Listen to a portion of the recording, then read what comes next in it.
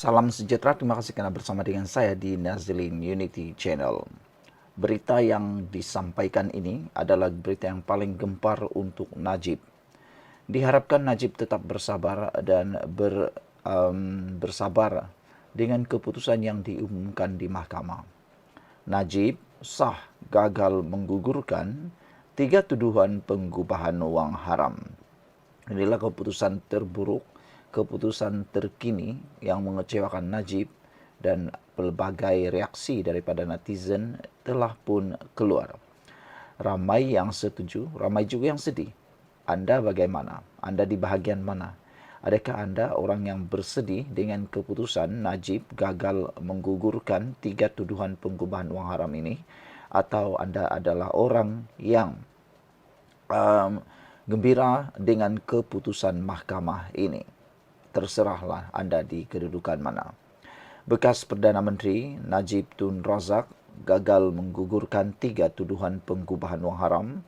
Dana Syarikat Pelaburan Strategik SRC Internasional Sdn Bhd berjumlah 27 juta ringgit yang dihadapinya. Timbalan Pendakwa Raya Ashraf Adrin Kamarul memaklumkan kepada Mahkamah Tinggi hari ini, Jabatan Peguam Negara menolak representasi yang dihantar Najib pada 31 Julai 2023. Saudara, sejak Najib masuk dalam penjara, beliau cuba untuk mendapatkan pelbagai cara untuk bebas. Namun, nasib masih tidak menyebelahi beliau. Sebelum kita teruskan ulasan kali ini, saya nak kongsikan dengan Anda, ini produk For Life. Ini bukan obat, ini ialah produk meningkatkan daya imun badan kita. Kita kena penyakit kerana imun badan kita yang lemah. Kita kena penyakit kerana imun badan kita yang bodoh. Berita baiknya, apabila imun badan kita jadi kuat, apabila imun badan kita dididik menjadi bijaksana, kita akan sembuh daripada semua jenis penyakit dengan peningkatan daya imun badan. Jadi, dengan mengambil produk Transfecta For Life ini, kita akan dapat meningkatkan daya imun badan kita sehingga 400% dan mendidik imun badan kita menjadi bijaksana. Dengan itu, kita sembuh daripada semua jenis, pelbagai jenis penyakit. Jadi kalau nak mendapatkan produk ini, sila hubungi nombor yang tertera dan ingat, jangan tunggu sampai sudah terlambat barulah Anda mengambil keputusan untuk sehat. Produk ini produk yang terbaik, lulus KKM dan juga halal. Cepat dapatkannya selagi Anda masih mempunyai waktu. Saudara-saudara sekalian, yang membuatkan kita terkejut dengan keputusan mahkamah ini ialah Timbalan Pendakwa Raya Ashraf Adrin Kamarul memaklumkan Hakim K. Muniandi bahawa Peguam Negara telah menolak representasi Najib semasa pengurusan kes hari ini. Bagaimanapun pihak pendakwaan memohon tarik perbicaraan bagi memberi mereka masa untuk mengumpulkan dokumen yang sebelum ini digunakan dalam kes SRC Najib RM42 juta dan menyediakan kenyataan saksi. Sebanyak 807 eksibit telah dikemukakan dalam perbicaraan SRC sebelum ini di hadapan Hakim Nazlan Ghazali dan banyak daripada eksibit itu diperlukan untuk perbicaraan sekarang. Permintaan rasmi akan dibuat untuk mendapatkannya daripada pendaftaran Mahkamah Tinggi, katanya.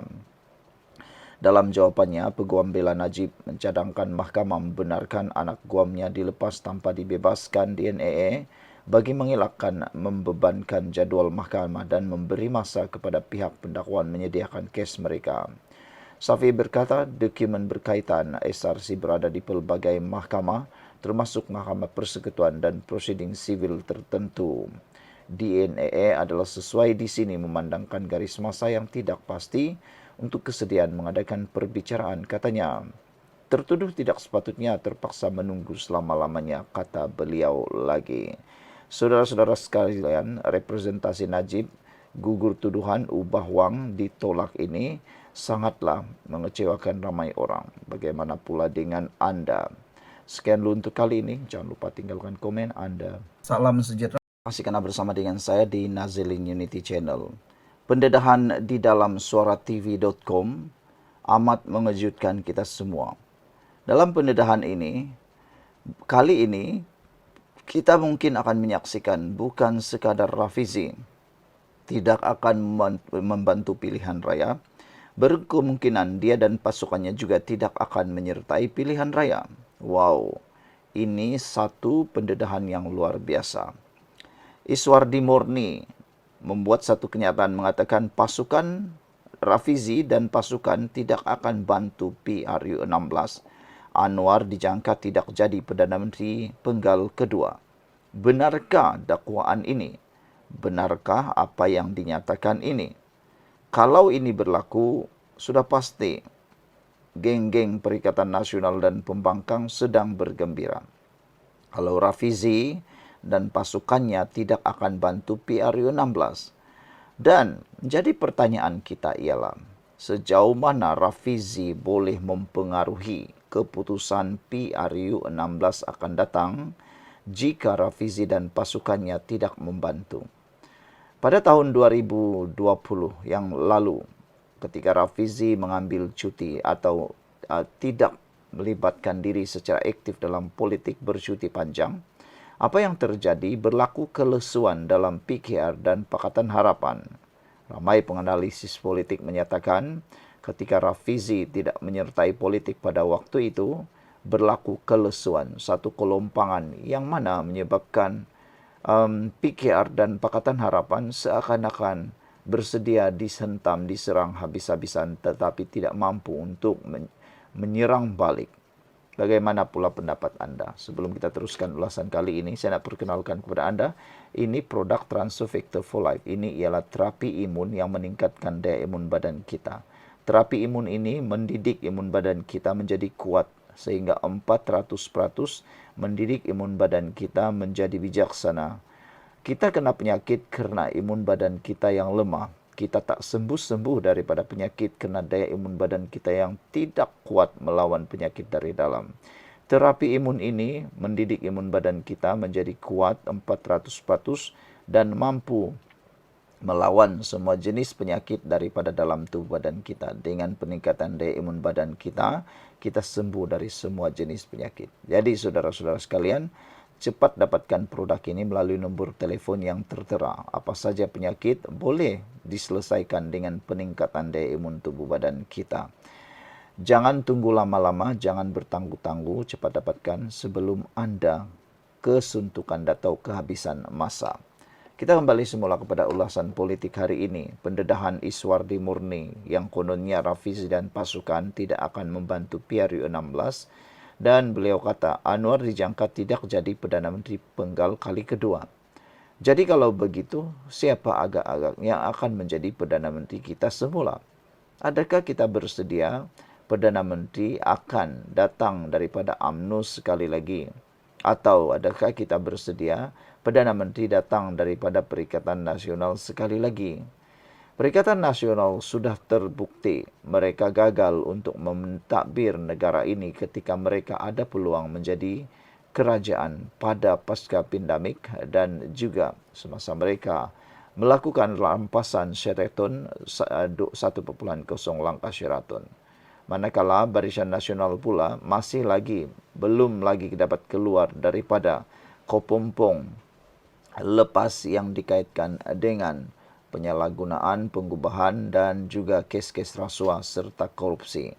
Jadi kalau benar Anwar Ibrahim tidak lagi menjadi Perdana Menteri untuk penggal kedua kerana tiada bantuan atau tiada kekuatan daripada Rafizi, ini satu berita yang mungkin akan mengejutkan dan menakutkan ramai orang.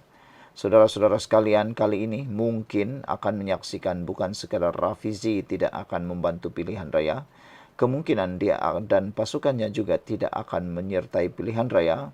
Ini satu tamparan yang besar kepada Anwar Ibrahim. Namun ramai juga yang mengatakan bahawa sebenarnya tanpa kelibat Rafizi pun Anwar Ibrahim masih mampu kuat.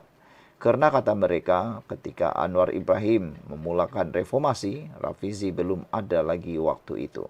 Sekian dulu untuk kali ini. Jangan lupa tinggalkan komen Anda. Salam sejahtera. Terima kasih kerana bersama dengan saya di Nazlin Unity Channel. Ini keputusan terkini perbicaraan Najib Razak di mahkamah.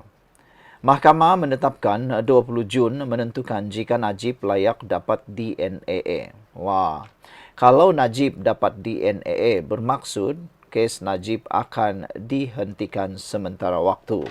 Maknanya beliau dilepaskan tanpa dibebaskan. Jadi, kalau ini berlaku, adakah ini satu petanda bahawa Najib kini di dalam berita yang sangat baik? Saudara-saudara sekalian, Mahkamah Tinggi di sini hari ini menetapkan 20 Jun ini bagi memutuskan sama ada untuk melepas tanpa membebaskan DNAA Datuk Seri Najib Razak daripada 3 tuduhan penggubahan wang haram dana syarikat pelaburan strategik SRC Internasional Sdn Berhad berjumlah 27 juta ringgit. Hakim Mahkamah Tinggi K. Muniandi menetapkan tarikh itu selepas mendengar hujah pihak pendakwaan dan pembelaan sama ada mahkamah wajar memberikan DNAA kepada Najib pada peringkat ini. Peguam mewakili Najib, Tan Sri Muhammad Safi Abdullah, memohon anak guamnya dilepas tanpa dibebaskan daripada 3 tuduhan penggubahan wang haram dan dana syarikat pelaburan strategik SRC Internasional Sdn Berhad berjumlah 27 juta ringgit. Sebelum kita teruskan ulasan kali ini, saya nak perkenalkan kepada anda semua, ini produk Transovector for Life. Ini bukan ubat, tapi ini dapat membantu meningkatkan daya imun badan kita dan menyihatkan kita daripada pelbagai jenis penyakit.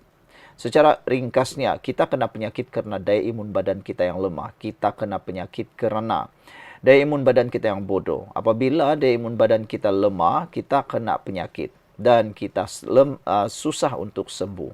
Kalau yang kena kencing manis, sampailah kaki nak kena potong pun tak sembuh-sembuh lagi. Kalau yang kena gout, sampai bengkak tak boleh jalan, tak boleh solat kerana daya imun badan yang lemah. Tetapi dengan adanya Transovector for Life ini, apabila kita makan, ia meningkatkan daya imun badan kita sehingga 400% dan membolehkan tubuh badan kita melawan penyakit daripada dalam, kena imun badan kita yang kuat dan kita sembuh daripada semua jenis penyakit. Jadi siapa yang mahu sembuh, siapa yang mahu sehat, cepat beli produk ini untuk meningkatkan daya imun badan kita. Dan ingat, ini bukan ubat. Ini ialah Transovector for Life yang meningkatkan daya imun badan kita. Kita sehat dan kita disembuhkan bukan kerana ubat, bukan kerana ubat, tapi kerana peningkatan daya imun badan kita. Jadi saudara, cepat dapatkan produk ini melalui nombor yang tertera. Jangan tunggu sampai sudah terlambat barulah kita tengadah. Ingat, waktu kita sehat, duit itu sangatlah kita sayang. Tapi bila kita sudah sakit, duit itu tinggal hanya jadi kertas biasa. Saudara-saudara sekalian, Muhammad Safi membuat permohonan itu selepas timbalan pendakwa raya Ashraf Adrin Kamarul memaklumkan kepada Mahkamah Tinggi bahawa Jabatan Peguam Negara AGC menolak representasi bekas Perdana Menteri itu yang dihantar pada 31 Julai 2023. Saudara-saudara sekalian, apa yang menarik lagi, Muhammad Safi berkata, DNAA sesuai diberi kepada anak guamnya buat masa ini dengan mengambil kira faktor garis masa yang tidak pasti bila perbicaraan kes ini akan bermula. Katanya, tuduhan terhadap bekas ahli parlimen pekan itu dibuat pada tahun 2019 dan sudah mengambil masa selama 6 tahun. Manakala representasi dikemukakan pada 31 Julai 2023. Katanya, pembelaan percaya wujud merit bagi representasi berkenan kerana sifat muktamad perbicaraan kes penyelewengan dana SRC yang pertama membabitkan 42 juta ringgit dan rayuan yang seterusnya. Kes ini berlangsung sejak tahun 2019 dan penangguhan menjangkau 6 tahun. Dokumen berkaitan kes SRC pertama sudah tersebar di pelbagai mahkamah, termasuk Mahkamah Persekutuan dan dalam prosiding sivil. Pihak pembelaan mencadangkan pelepasan tidak berjumlah kepada pembebasan penuh DNAA bagi mengelak membebankan dokumen mahkamah dan memberi masa kepada pihak pendakwaan untuk melakukan persediaan tanpa prejudis. Tertuduh tidak seharusnya menunggu selama-lamanya bagi tarikh perbicaraan ditetapkan. Keadilan memerlukan kejelasan dan kepastian bagi kedua pihak, katanya. Terdahulu, Ashraf Adrin memberitahu mahkamah AGC menolak representasi Najib dan pihak pendakwaan berhasrat meneruskan perbicaraan kes terbabit.